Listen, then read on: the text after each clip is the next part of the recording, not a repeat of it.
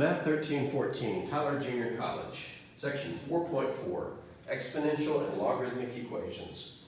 Exponential equations, unlike bases.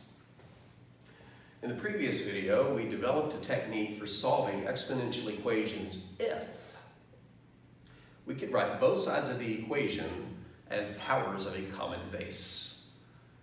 Took advantage of the fact that f of x equals b to the x power was a one-to-one function. But basically, the strategy was, if you can make your equation look like this, namely the same base on both sides, that implies that the exponents are equal, and then you proceed to solve that equation.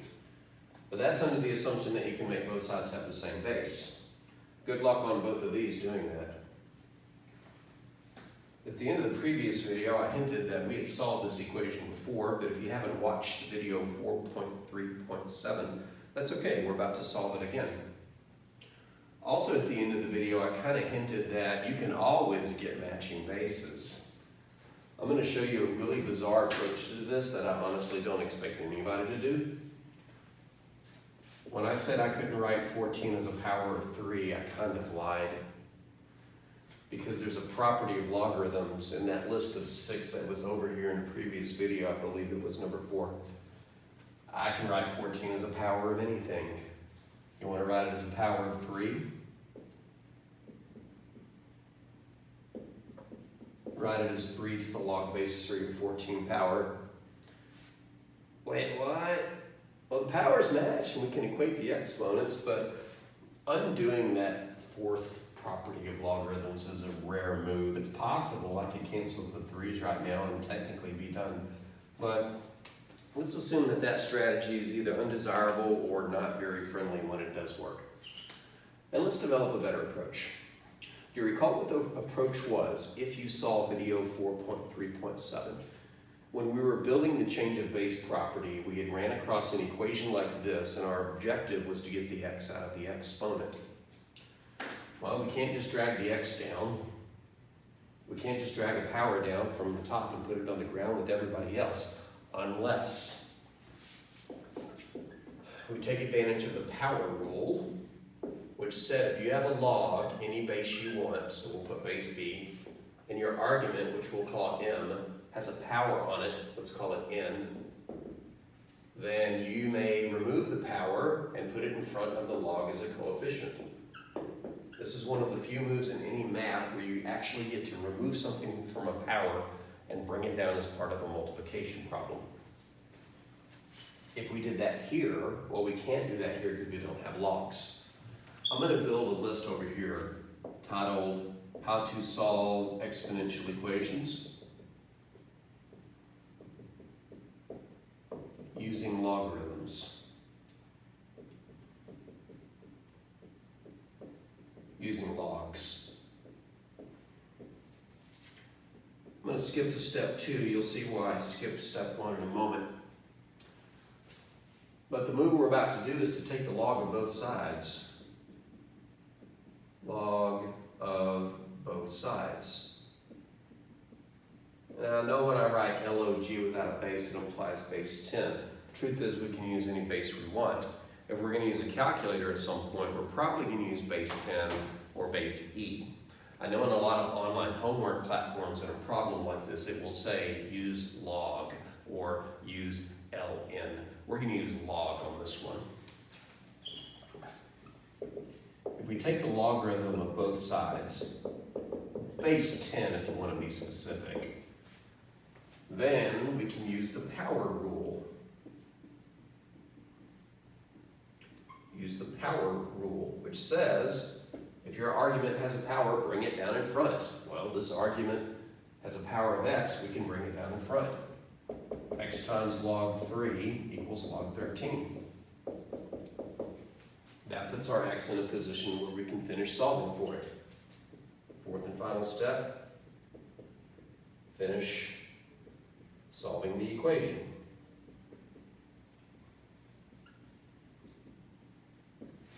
In this case, solving the equation means dividing both sides by log 3. Log 3 is just a number. I can divide by it, as long as that number is not 0, and it's not.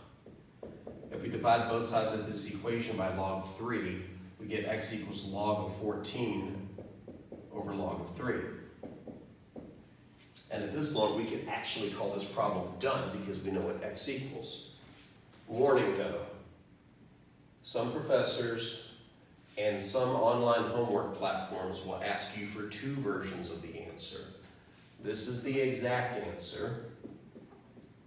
Exact because at no point did we round off anything. It is precise, it is this.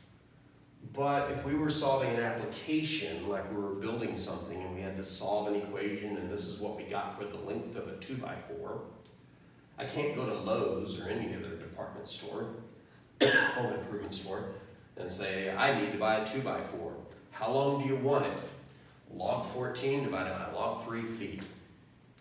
They would just hang their head, go, nerd, and walk away. Sometimes we need an approximate answer, a decimal answer. To get the approximate answer, basically means get out a calculator and put that in. I don't quite remember what it was. I think it was 2.3181. I am just going off of memory. Log of 14 divided by log of 3, 2.4022. The approximate answer is 2.4022. Now that other number must have been the answer to a different problem.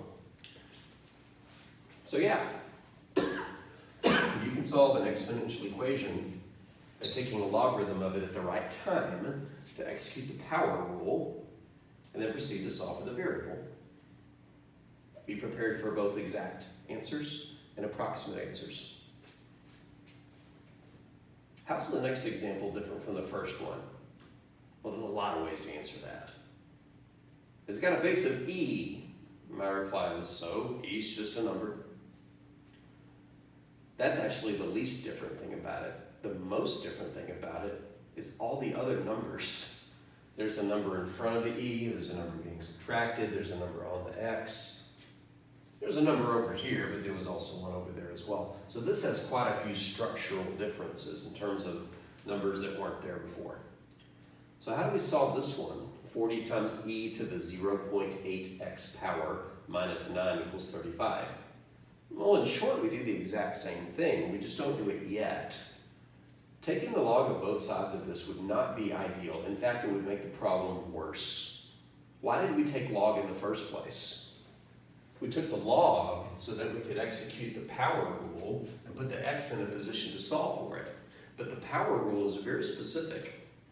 It says if you have a logarithm and the argument has an exponent on it, use the power rule.